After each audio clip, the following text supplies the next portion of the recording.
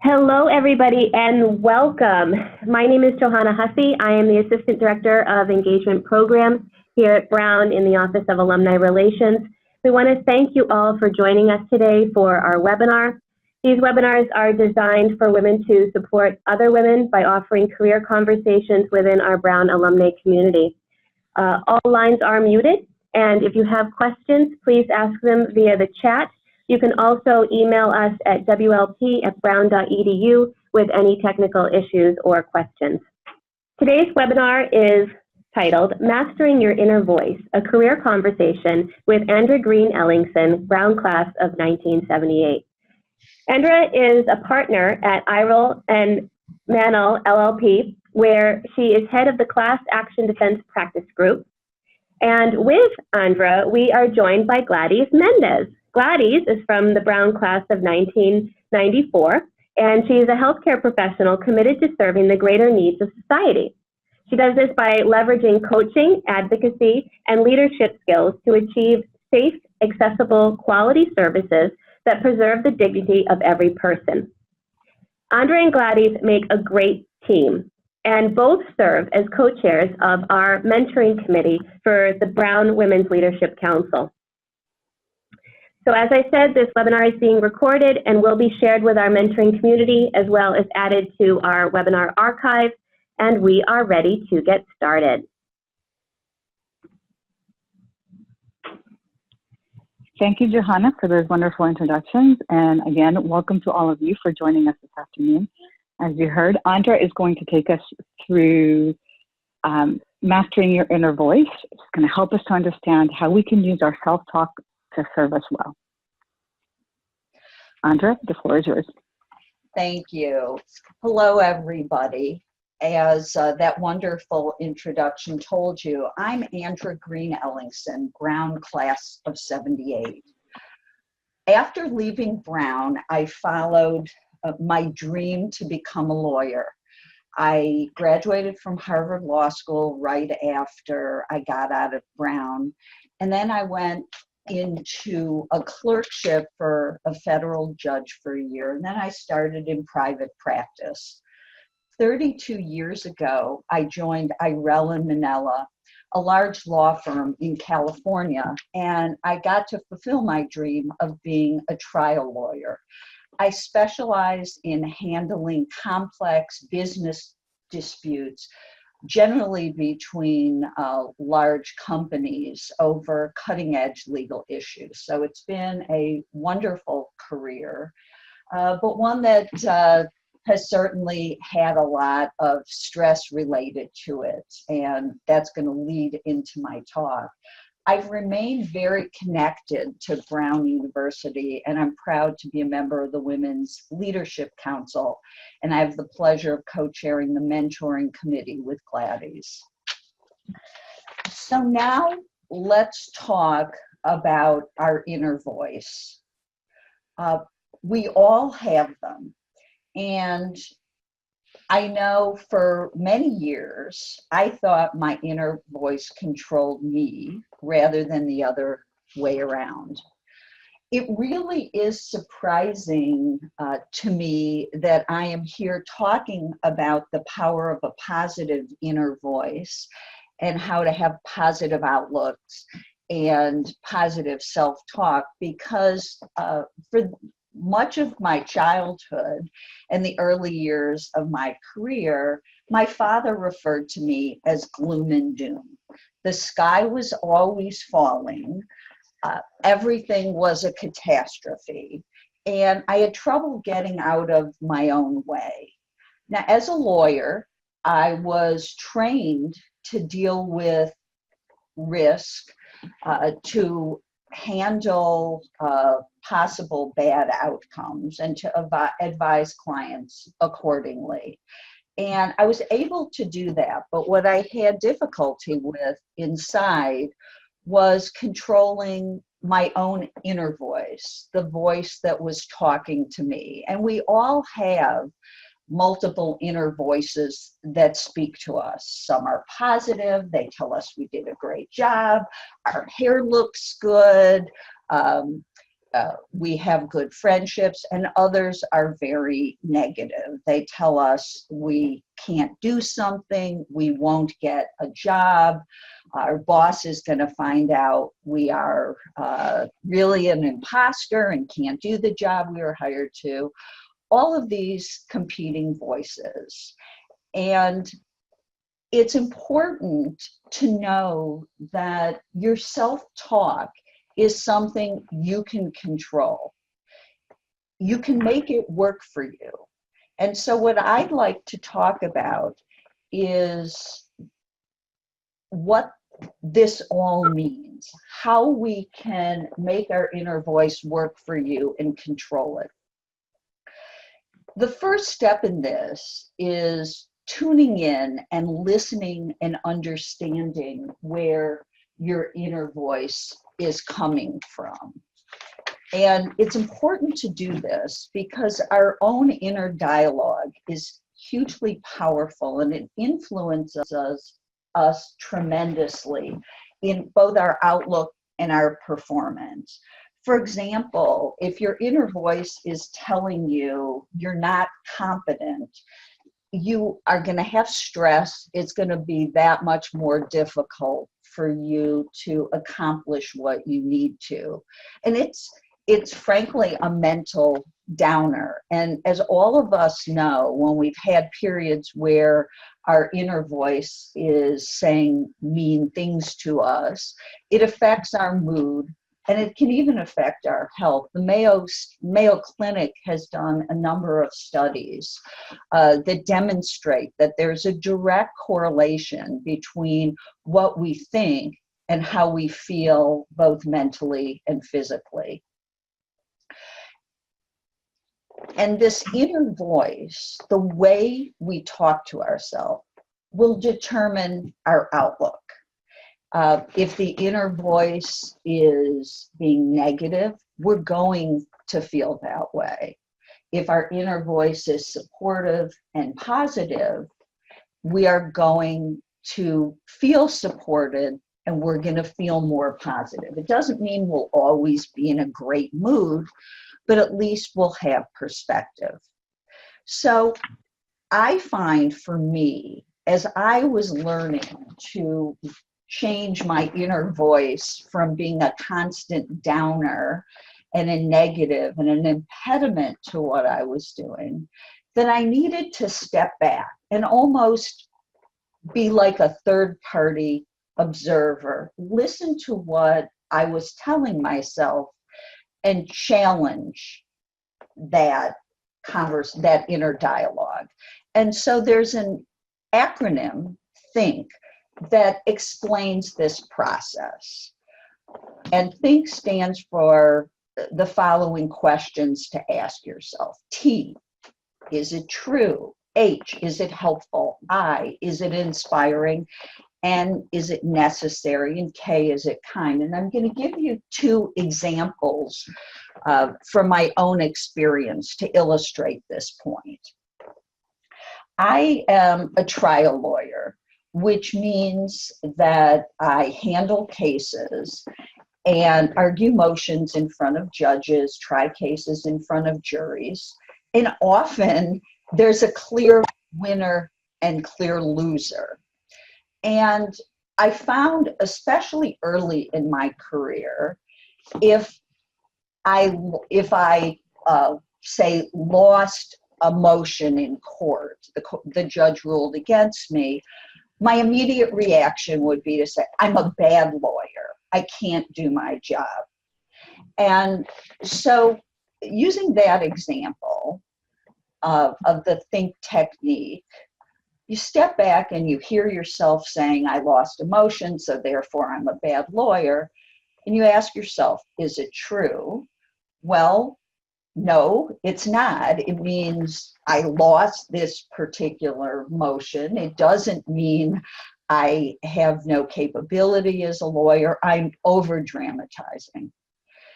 Next question, is it helpful? Is it helpful to me in my job to be telling myself, I lost something, therefore I'm a bad lawyer? No, it's not helpful. It's not going to help me learn from the experience or advise my client. It's just going to drag me down. And then, is it inspiring? No, it's not inspiring. In fact, again, it's dragging me down. And then, is it necessary? Is it necessary for me to say I'm a bad lawyer because I happen to lose emotion? No, it's not necessary. I can examine why it is I lost the motion. It could be the law was simply against me and the judge made the right decision. And then, is it kind? Now, telling myself I'm a bad lawyer is not a kind thing to say. I wouldn't say that to one of my colleagues if they lost emotion. You're a bad lawyer. Of course I wouldn't. We'd look at the situation and figure out what we could learn from it and perhaps how to change the judge's decision the next time. So that's an example from work. I'll give you another example. I am learning to play golf, and I had tried this before without success, much of which because I would tell myself I don't have the golf gene, I'm a bad golfer. And I'm trying with my positive thinking to change that. So when I have been going out on the course and playing 9 holes, when I have a bad shot, when I say to myself, oh, you're never going to be a good golfer, I stop and ask myself, is it true? No, it doesn't necessarily mean because I missed the shot that I'm never going to be a good golfer. Is it helpful for me to tell me that? No, it's not. Is it inspiring? No, it's not inspiring me to work harder and to go to the driving range when I'm telling myself I'm a bad golfer. Is it necessary? No, it's not. And is it kind? It definitely isn't. So you can use these tools to evaluate your self-talk and stop and think. And by applying the think principle, it will help you have more positive inner dialogue and challenge yourself not to over dramatize. Now, many of you are probably thinking, oh, easy to say, hard to do.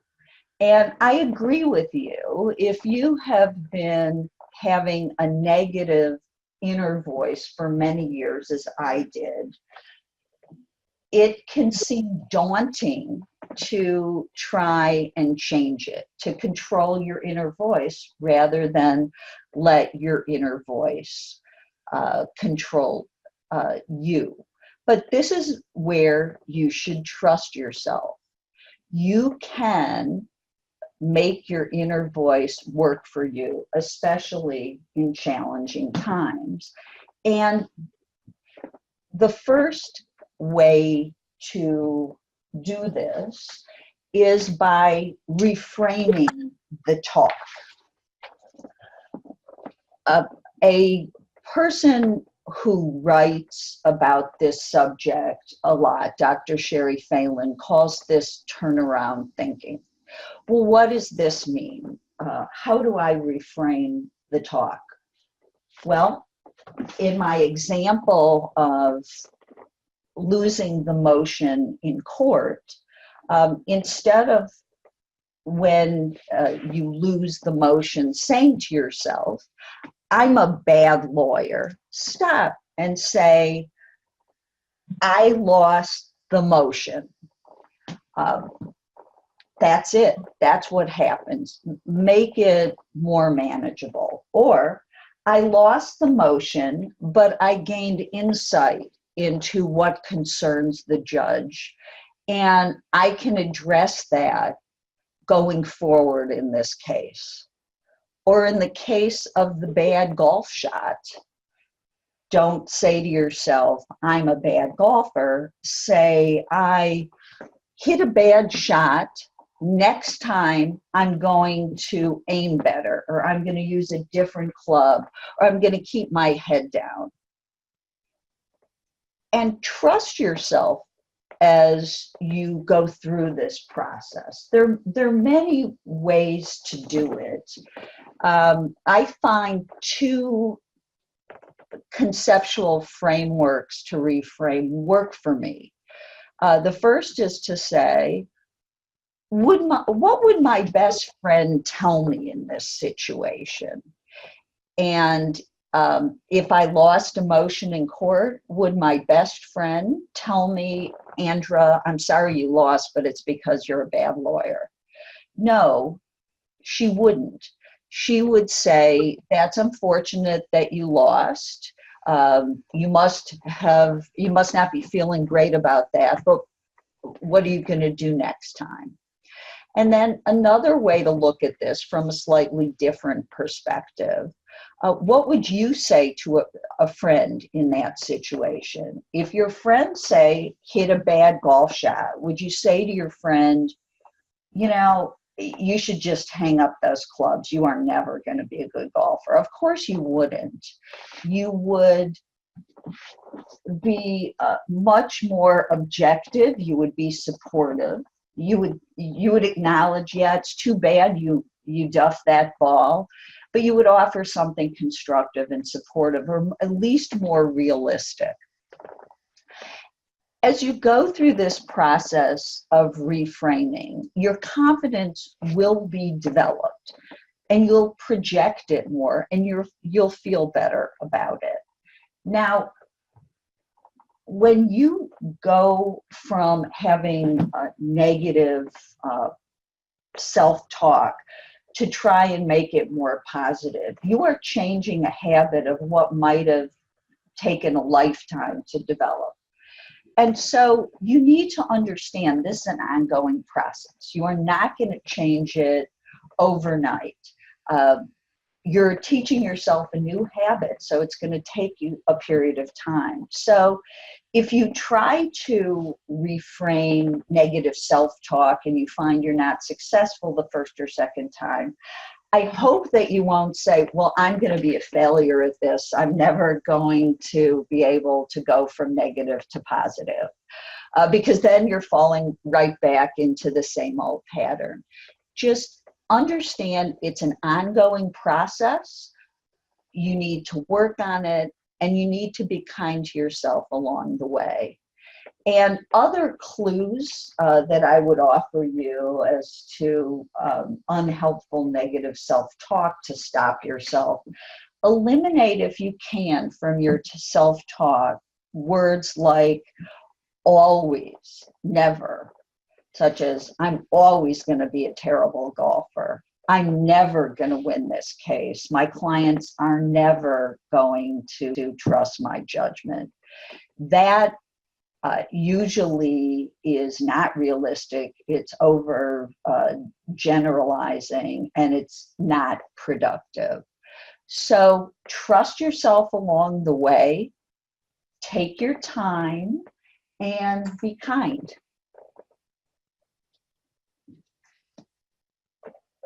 I can't emphasize enough the power of having a positive inner voice. For me, it has really changed how I approach life and my job and my relationships with people. People describe me as a very positive person, and they all say, I wish I could be more positive like you. And as I mentioned at the beginning of my discussion, this was not something I was born with. I was a glass, completely empty person. But over time, using techniques that I've been discussing and just generally changing my focus, I have been able to have a positive inner voice, and people recognize that. And so this is a habit that is very much worth adopting. And again, it doesn't mean you're going to go through life happy-go-lucky. You'll never have anything negative happen to you. or you won't be able to empathize with people who have negative experiences. No, it just means that you're going to look at things differently. And it's very empowering to minimize or eliminate negative self-talk. It will build confidence. It will make you feel better about what you're doing. And I have found that it is something that is attractive to people. People like being around me when I'm feeling more positive. And most importantly, I like being around myself. To me, a very critical part of this process of changing your negative self-talk into positive self-talk and empowering yourself and having the power of a positive inner voice is learning to distinguish between what you can change and what you can't. On the slide, it says, learn not to dwell on what you cannot change and change what you can. This is very easy to say. There's a lot of sayings about this, but it's a challenge to do. But I have found this distinction, being able to differentiate between what I have control over and what I don't, is perhaps the most significant thing to having a positive attitude. Now, I'll give you an example, again, from my job. I am a trial lawyer, so I have to present in court, but then I am not the ultimate decision maker. It's going to be a judge or jury. So if I have an argument I'm presenting to the court, I have the ability to frame that argument in the most persuasive way possible. I can do that through the research I and my team do, the writing that we do in our legal briefs, and the oral argument we present. That is something we definitely can control. And so I've learned that's where I focus my energy. But once I've made the argument, submitted the briefs, then the decision is up to the judge. And no amount of my worrying about it, fretting, stressing, is going to change what the judge does. And I spent years obsessing after I would turn in briefs and make an argument about what the judge might do. And it was so stressful to me because, of course, I never pictured the good outcome. I assumed we're going to lose, the client's going to be mad, my firm's going to want to get rid of me, catastrophizing. And my husband, who is a positive thinker, always has been, and it used to drive me crazy until I came around to his point of view, would say, Andra, you are wasting your time. And I would tell him he doesn't understand, he's not a lawyer, et cetera, et cetera. But more often than not, the outcome was not what I predicted, or at least not as extreme, and I truly had wasted all that energy. Well, as I learned to understand the difference between what I had control over and what I didn't, and spend my time on the former as opposed to the latter, I came to see that my husband was absolutely right. And it made my work experience so much better. And the other thing that I would do, if I found that after oral argument had been made and there was time waiting for a decision, it can often be months before one gets a decision, rather than picture a loss, I would picture a win and visualize that. And that felt really good. And there was a time in my life when I would have said, oh, I can't visualize a win because I might jinx the decision. Of course, there's no rationality to that, but it was part of the negative thinking. And it's really fun to picture winning instead of losing, especially if your visualization isn't going to change the outcome. And what I have done as I've become a more senior lawyer and lead teams of people in our cases is I have tried to impress upon them exactly what I'm talking about. Let's do our best job on our brief and our arguments or our witness examinations, whatever it happened to be.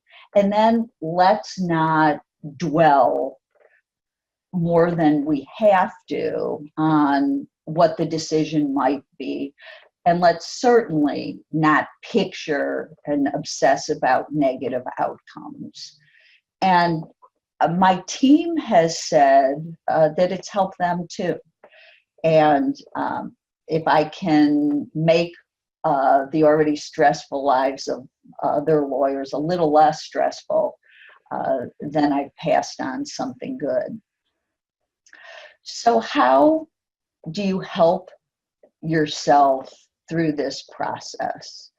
Be an observer and allow yourself the space and time you need to evaluate. And what do I mean by that? When negative thoughts enter into your mind, step back, almost like you're a third party. Acknowledge you're feeling negative about something or something is troubling you, and evaluate why that is. Ask yourself question, what triggered this? What am I concerned about? And accept that you may be feeling down or you're worried about something, and acknowledge it, and then step back and don't obsess about it, because we can't all be happy 100% of the time. That's not realistic, but we can understand what's going on. I find that another aspect to this, something that is very stressful and that can lead to a lot of negative or non-productive self-talk, is not focusing on the present, but focusing on what might happen in the future. Again, trying to predict when you really can't control things. And how does that come up? You have things to do on your desk today that need to be done, but you also know that in a week or 2 weeks or a month, other things are on your calendar. And so many times we'll sit at our desk and think about what might occur when those calendar events 3 weeks from now come up. We worry we have a conflict, we can't get everything done, we won't be able to manage. But what we're not doing is focusing on what's on our desk today. And then if we don't get that done, that creates additional stress. So I urge you to be present, to focus on what you need to do now, where you need to be today, than what you might have to do next. Because for all you know, that those two conflicting appointments that sit on your calendar 3 weeks from now may both evaporate, or something will change. And again, worrying about it too far in advance isn't going to change the outcome, but will make you feel negative and increase your stress level. So I believe that the way to make your inner voice work for you is to find the things that are meaningful to you and focus on those. And I call this knowing your why. Why are you doing something? We often tend to focus on the what or the how, but lose sight of the why. Why are we doing this? And in my own career, this is how it goes. I can get so bogged down in the details of, how am I going to get this motion done? What are we going to put in the brief? That I forget, why are we doing this? We're doing this to advance a client's position, to be creative, to solve a problem. That's why I became a lawyer. And stepping back and remembering the overall why, the motivation, the reason for what I'm doing is very helpful. And it's also helpful to do the things we've talked about today, clearing those negative thoughts that get in our way, change them to a positive. It makes your life a lot more positive and more productive. And I can give you an example. This morning, I woke up, I knew I had this webinar, and I was very excited. I said, I am so excited to share what I've learned over the years with other Brown alum, and especially people who will be just entering the workforce. 30 years ago, I probably would have woken up and said, oh my gosh, I'm going to be presenting this webinar. I'm going to stumble over my words. People are going to think I'm an idiot. The audio will go wrong. I would think of this parade of horribles, and that would make presenting this webinar a lot more stressful and a lot less fun. But today I approached it with, this is going to be great. I'm going to enjoy it. I hope the audience enjoys it as well. And I look for things in my life that bring me fulfillment, happiness, laughter, joy. We can't all have that all the time, but I really look for ways to incorporate these things into my life, because if I'm feeling good about what I'm doing and who I am, that's going to translate into a positive experience for me and those around me.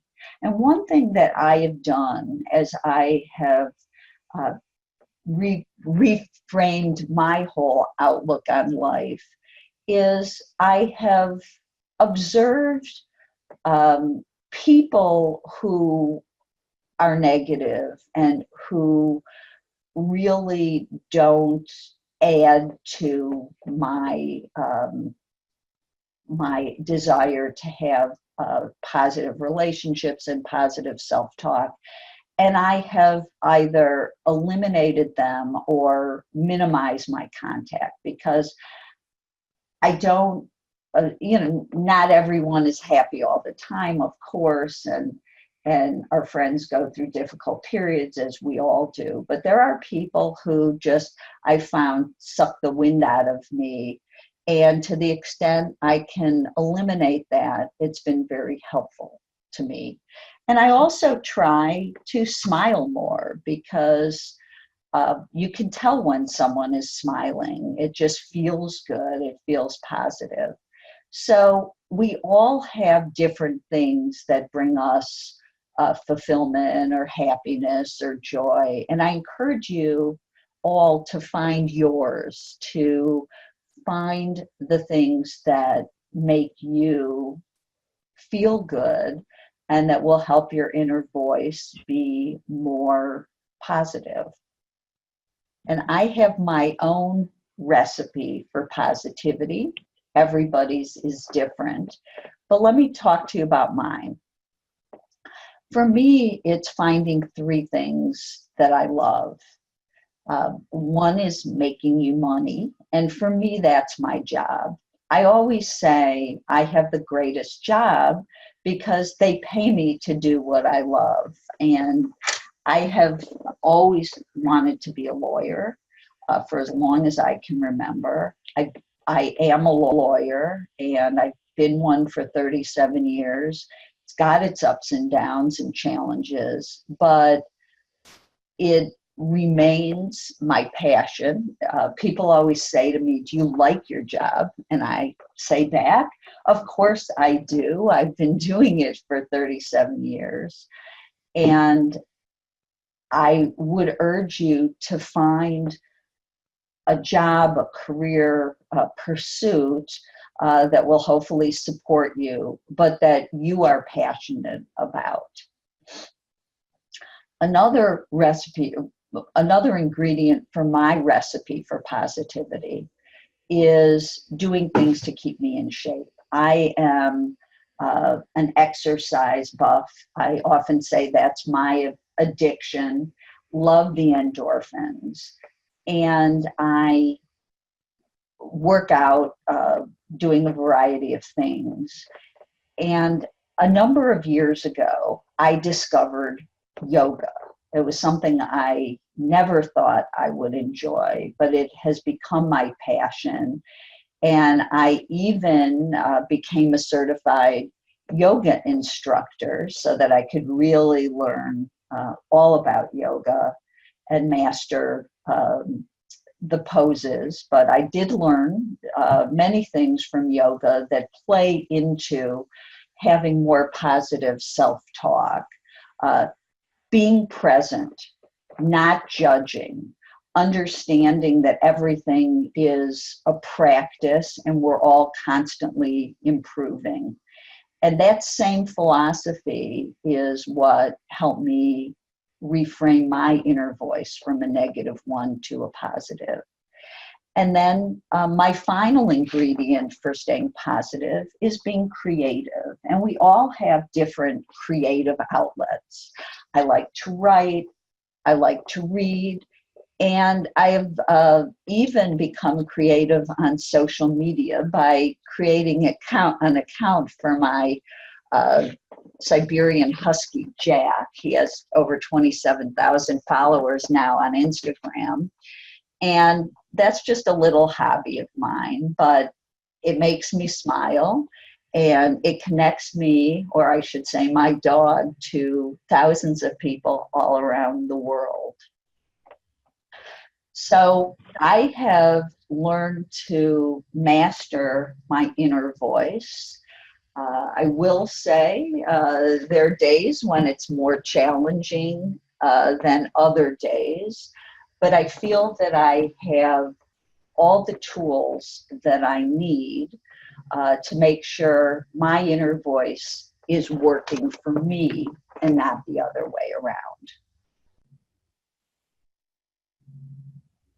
Do we have questions from the audience? Thank you, Andra. It was really wonderful to hear about your journey from an inner voice that didn't serve you, and it was quite negative. That is now extremely empowering, and that really helps you not just in your professional life, but also in your personal life. It's wonderful to hear the examples, and I really loved how you gave us the framework, right? We step back, we acknowledge that inner voice, we question what it's saying to us, we reframe. We need to prepare and focus on the now versus the future. And throughout that entire process, throughout that journey, focus on being kind and compassionate to ourselves, right? That was really wonderful. Now we'll open up to questions. We have gotten some questions that have come in, and so I'll put those forth and give Andra the opportunity to address them. So the first one is, what does confidence mean to you?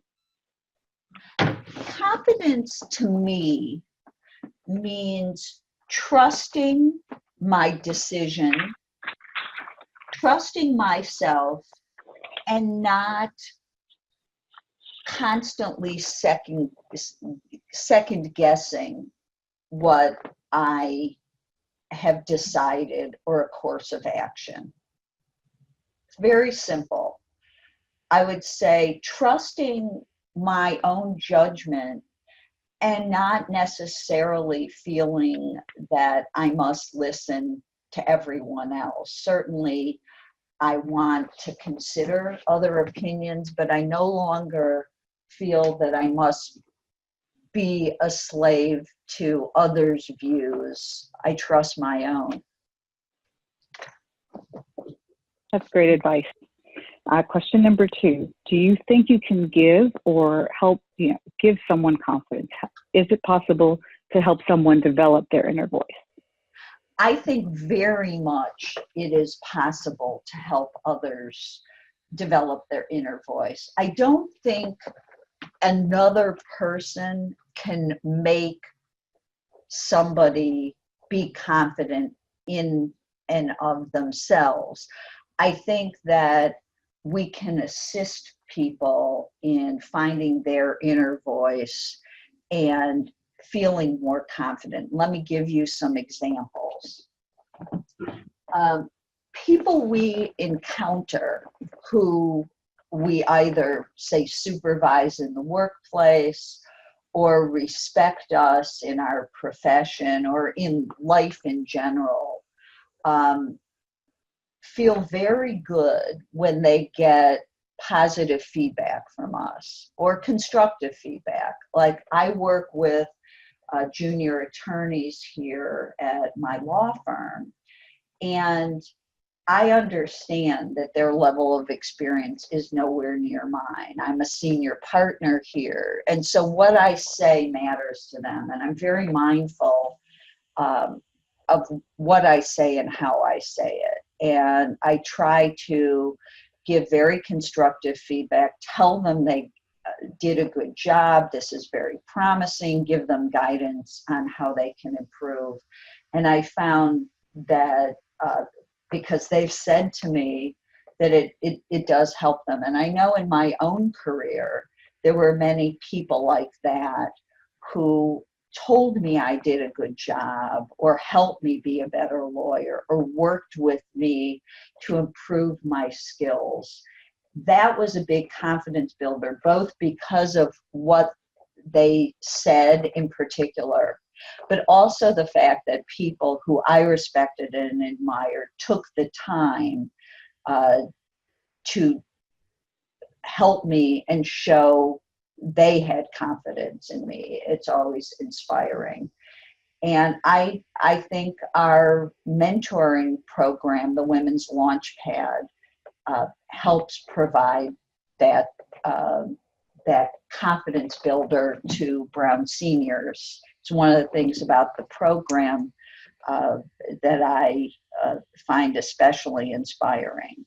So to answer the question from the audience, you can help someone build their confidence, and but you can't just simply wholesale give them confidence. You can support it.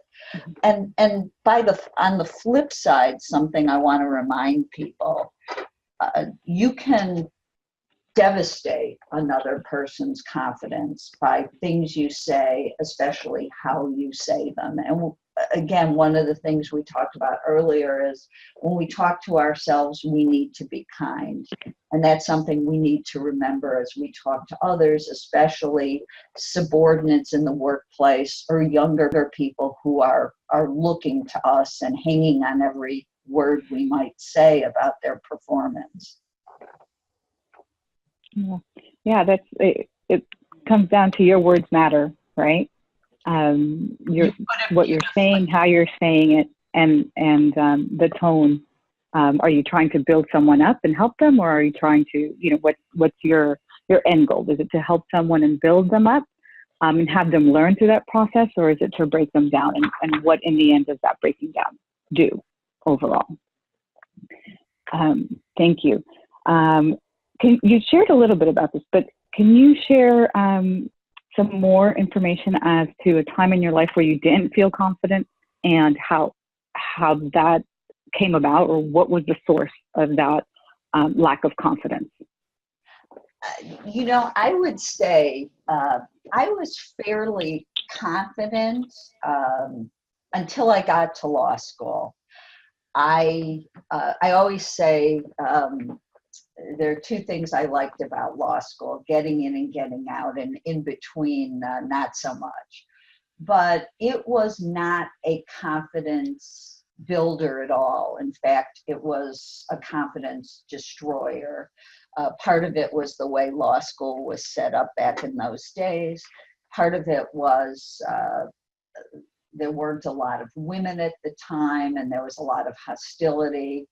The world's changed since then, but I had a sense that I didn't belong, I wasn't wanted, and people were not supportive. And that was very difficult. And because I tended to have kind of a glass is empty perspective, this fed into it. And then when I started working for a law firm, I worried that, they'd find out I really wasn't that good. They'd made a mistake in hiring. I didn't, of course, express this, but I thought it. And it caused just a considerable amount of stress in my life in an already stressful job. So I know very well what it feels like not to be confident and to have your inner voice saying very negative things that often are just totally divorced from reality.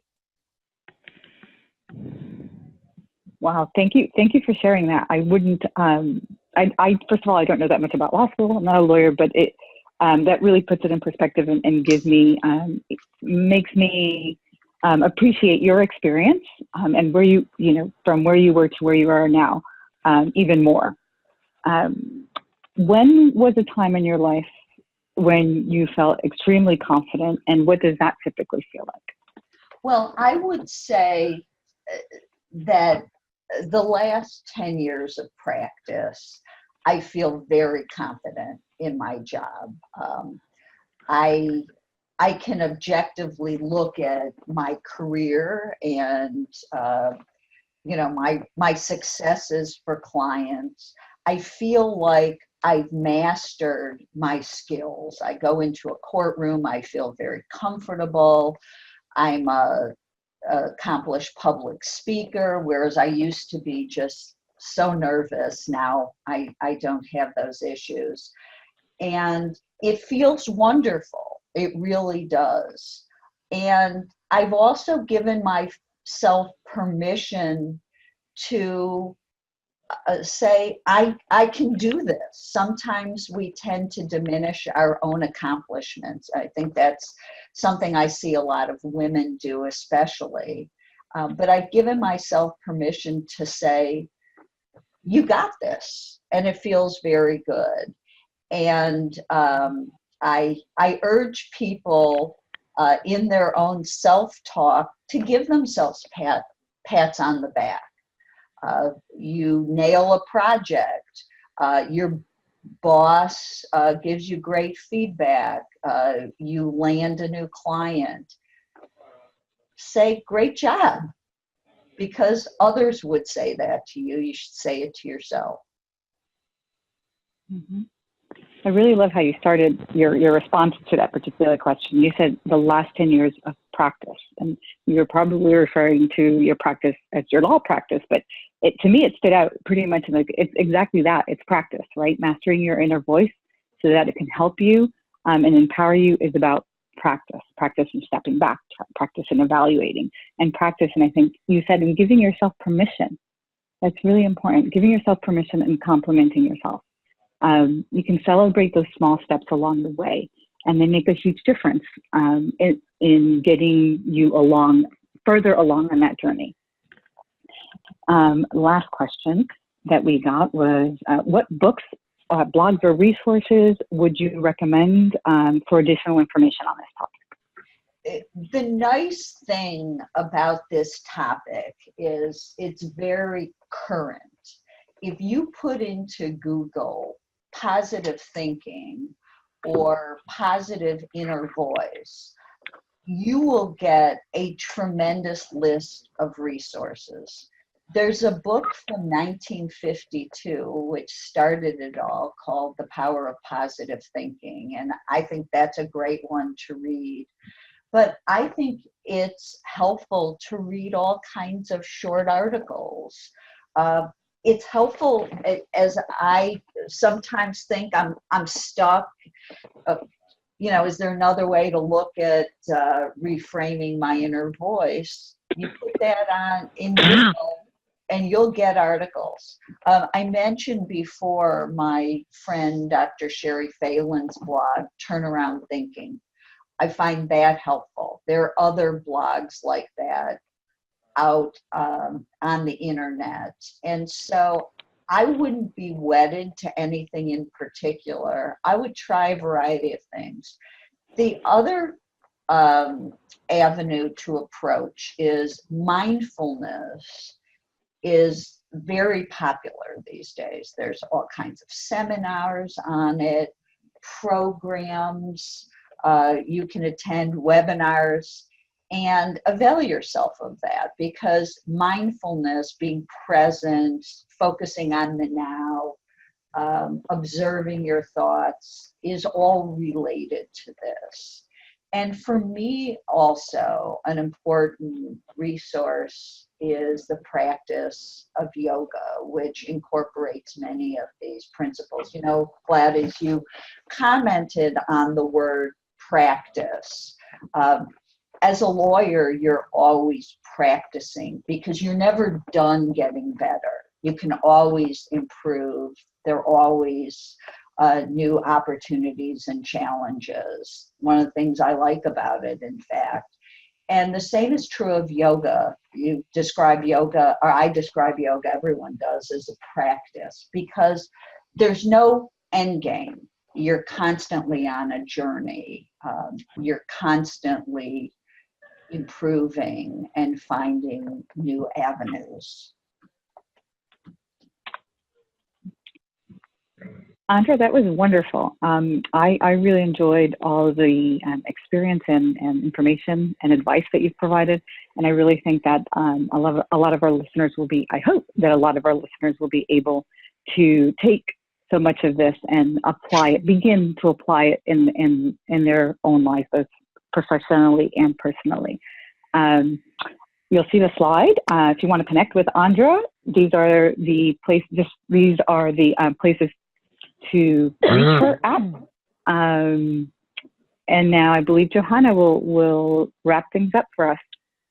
Absolutely. Andra and Gladys, thank you so very much for your time today and for sharing this wonderful wealth of information, particularly sharing ways that all of us can continue to be connected with Jackie the Husky. It's wonderful. And thank you all to our participants for being a part of the webinar today. We will send a recap of the webinar, and this session will be added to our webinar archives. Again, if you have any questions, please don't hesitate to be in contact with us, wlp@brown.edu. Thank you, everyone. Thank you. Thank you.